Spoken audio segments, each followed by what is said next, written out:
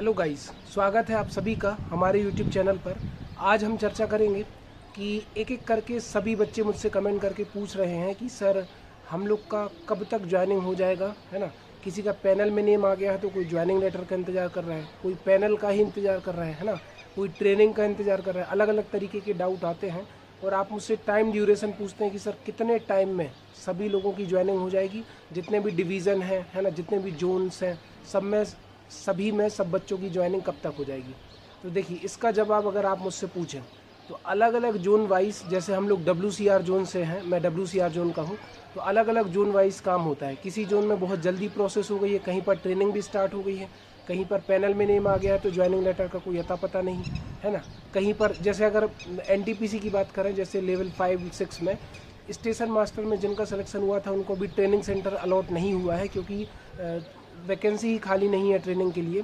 तो वो लोग अभी 1-1.5 साल 6 महीने इंतज़ार करेंगे। तो सोच लीजिए कि जब रेलवे को सीधा रेलवे की प्रोसेस थोड़ी स्लो है, जब 3-4 साल NTPC और ग्रुप डी की भर्ती में एग्ज़ाम कराने में लग सकता है, तो ज्वाइनिंग कौन सी बात है। मैंने तो ऐसा भी सुना है कि 5-5 साल तक, 5-5 साल बाद भी रेलवे ने बच्चों को ज्वाइन कराया है। ठीक है, इतना भी इंतज़ार करा देती है। तो रेलवे का जो रिक्रूटमेंट प्रोसेस है वो स्लो है, समय समय पर उसको जगाना पड़ता है। तो जिनका भी पैनल में नेम आ गया है, ठीक है, या तो वो घबराइए मत, आपकी ज्वाइनिंग ज़रूर होगी। अब टाइम मुझसे पूछते हैं तो टाइम मुझे नहीं पता, या तो आप RRC में फ़ोन लगाकर पता करिए, या अपने डिवीज़न में किसी संबंधित अधिकारी से पता करिए, अगर आपका कोई कांटेक्ट हो तो वही बता सकता है। क्योंकि किसी किसी जोन में बुला रहे हैं, कहीं कहीं की ज्वाइनिंग भी जल्दी हो रही, कहीं कहीं पर ट्रेनिंग में भी बुला लिया है, कहीं कहीं पर नहीं बुला रहे हैं। अब कुछ बच्चों का कमेंट ये है कि सर हमें ट्रैकमैन में बहुत हार्ड वर्क करवा रहे हैं, मेरा SSC MTS में हो गया है, तो क्या मैं रिज़ाइन करके चला जाऊं। तो ये आपका डिसीजन है, आपको रिज़ाइन करना है तो टेक्निकली रिज़ाइन करके जाइए, ठीक है। और मतलब SSC MTS में या जहां आपका सिलेक्शन हुआ है वहां पर पूरी DV प्रोसेस करवाइए, डॉक्यूमेंट वेरिफिकेशन कराइए और ज्वाइनिंग ले लीजिए। वो आपका सेल्फ डिसीजन है, क्योंकि आप इतना यूट्यूब पर कंटेंट डाला है, आप जानते हैं कि ग्रुप डी की पोस्ट में किस पोस्ट पर क्या काम होता है, कैसी कौन सी नौकरी है, ज़्यादा बताने की ज़रूरत नहीं है, ठीक है। और कुछ लोग सोच रहे हैं कि सर 2-3 महीने छोड़ के चले जाएं, क्या 2-3 महीने बाद आ जाएंगे। तो देखो, एक चीज़ याद रखना, ऐसा ना हो कि 2-3 महीने मतलब 2-3 महीने अगर आप जॉब में नहीं आ रहे तो बाद में फिर आपको जॉब करने में दिक्कत हो। अभी तो आप ऐसा डिसीजन ले रहे हैं तो बहुत सोच समझ कर फैसला लीजिए, क्योंकि देखिए, ड्रीम्स में और डेस्टिनी में बहुत अंतर होता है। आपके सपने कहते हैं कि अभी और प्रयास करो, आपकी मंजिल अभी आई नहीं है। भाग्य कहता है कि जो आपको मिल गया है बस यहीं पर रुक जाओ, यहीं पर ठहर जाओ, ठीक है।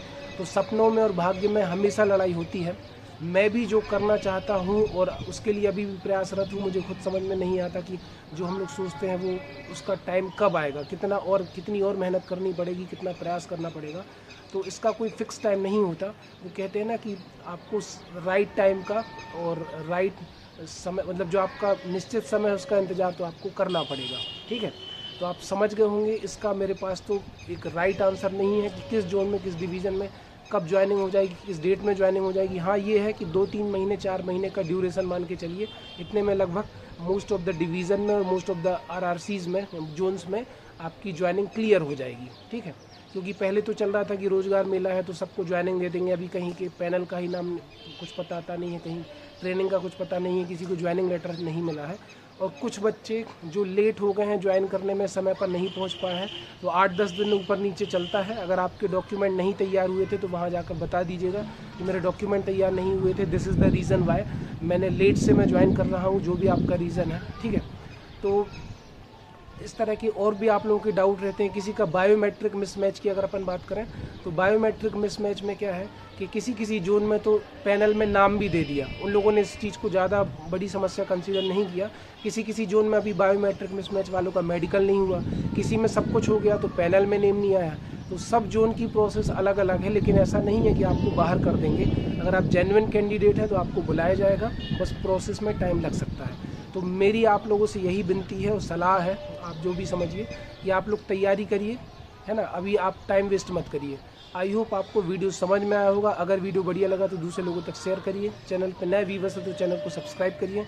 मिलते हैं नेक्स्ट वीडियो में। धन्यवाद, बाय।